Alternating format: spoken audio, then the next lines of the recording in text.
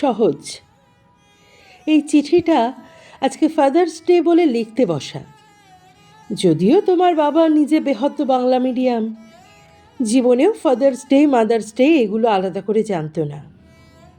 কিন্তু পুজোর যেমন চিত হয়ে শুতে ইচ্ছে করে, আমারও আজকাল এসব উদযাপন করতে ইচ্ছে করে। আসলে কিছুই না, তোমাকে কাছে পাওয়ার অজুহাত। জানো সহজ, আমি আর তোমার মা তখন থেকে বন্ধু যখন তোমার মায়ের বয়স 14 বছর আর আমার 21। সব ধারাবাহিকে আমরা ভাই বোন।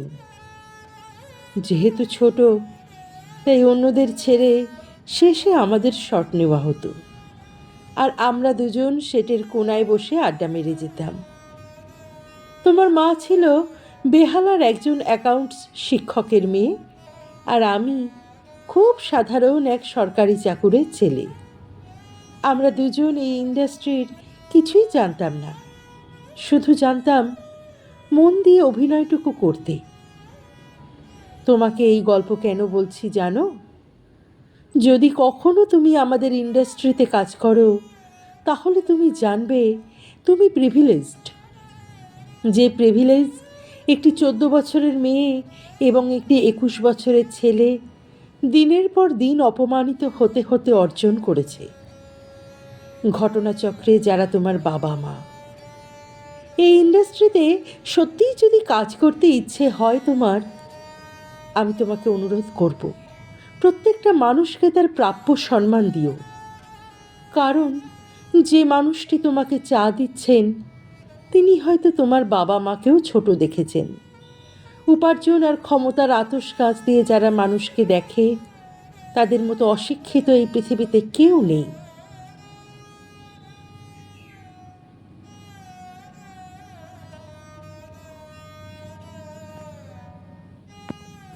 এই রকম অশিক্ষায় তুমি বড় হবে না, এটুকু আশা তো করতেই পারি, কি বলো?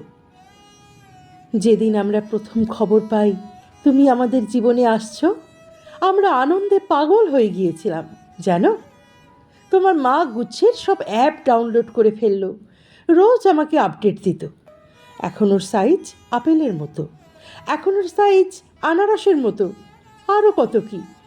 তারপর যখন তুমি হলে, তোমার মায়ের আরে একটা রূপ দেখলাম। তুমি জানো না হয়তো, তোমার মা তোমাকে কোনো দিনও বাজার চলতেই বেবি ফুড কিনে খাওয়ায়নি। সব নিজের হাতে বানাতো, তাতে যদি সারা দিন লাগে তো লাগুক। তোমার মায়ের তোমার জন্য অনেক সংগ্রাম, অনেক আত্মত্যাগ। তুমি কতটা মনে রাখবে তা তোমার সিদ্ধান্ত। আজ তোমার মা ইনস্টাগ্রামে যথেষ্ট এস্থেটিক ছবি দেওয়ার পরেও পুরো কমেন্ট ফেসে আসে।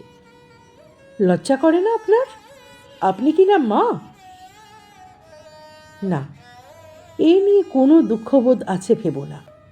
গন্ডারের চামড়া ধার নিয়ে তবে সেলিব্রিটি হওয়া যায়, এ আমরা শিখে গিয়েছি। শুধু তোমাকে বলছি তোমার মায়ের লড়াইয়ের একটা আন্দাজ দেওয়ার জন্য। আমরা সন্তানরা শুধু মায়ের বুকের ওমটুকু টের পাই, পিঠে কতগুলো ছুরি গাঁথা আছে দেখতে পাই না। মায়েরা তা সযত্নে লুকিয়ে রাখেন। তোমার মাও রেখেছে, কিন্তু আমি চাইব তুমি সেই ক্ষতগুলোর শুশ্রূষা করবে। মায়ের পিঠে ছুরিগুলো যদি সরাতে নাও পারো, তোমার একটু আদরই মায়ের জন্য যথেষ্ট হবে। এখন প্রশ্ন হচ্ছে, আমি কোন হরিদাস পাল যে তোমাকে এত জ্ঞান দিচ্ছে? আমি তোর বাপ। দূর সম্পর্কেরই হই, বাপ তো বটে। সেই উপলক্ষে একটু জ্ঞান দেওয়ার অধিকার জন্মে যায়। আমি তোমাকে আমার ভাগের সব কটা নদী, পাহাড়, জঙ্গল উত্তরাধিকার সূত্রে দিয়ে যাচ্ছি। বইমেলার ধুলো, কলেজ স্ট্রিটের ফুটপাথগুলোকেও পৈতৃক সম্পত্তি ভাবতে পারো এরপর থেকে। আর হ্যাঁ, তোমাকে দিয়ে গেলাম আমার একটা প্রচণ্ড অহংকারের জিনিস, আমার ভাষা বাংলা। হ্যাঁ, আমার বাংলা, বাংলা ভাষা। আর শুধু সেই বাংলা ভাষা নয় যেটা আমরা দক্ষিণে কলকাতায় বলি। বাংলা তার সমস্ত উপভাষা, ডায়ালেক্ট নিয়ে যে প্রবল ঐশ্বর্যের অধিকারী, সেই সব ঐশ্বর্য তোমাকে দিয়ে দিলাম। সবই দিয়ে দিলাম, যা যা আমার বলে আমি জানি, শুধু তোমার একটা প্রশ্নের উত্তর ছাড়া। তখন তুমি সদ্য মায়ের সঙ্গে আলাদা হয়েছ। প্রায় 1 বছর পর তুমি আমাদের বেডরুমে ঢুকে এদিক ওদিক দেখে আমাকে প্রশ্ন করেছিলে, আমি এই ঘরে থাকতাম না বাবা? আমি উত্তর দিয়েছিলাম, হ্যাঁ। তুমি প্রশ্ন করেছিলে, তারপর কি হলো? এখন আর থাকি না কেন? বিশ্বাস করো, সেই প্রশ্নের উত্তর সেদিনও ছিল না, আজও নেই। ক্ষমা করো বাবা।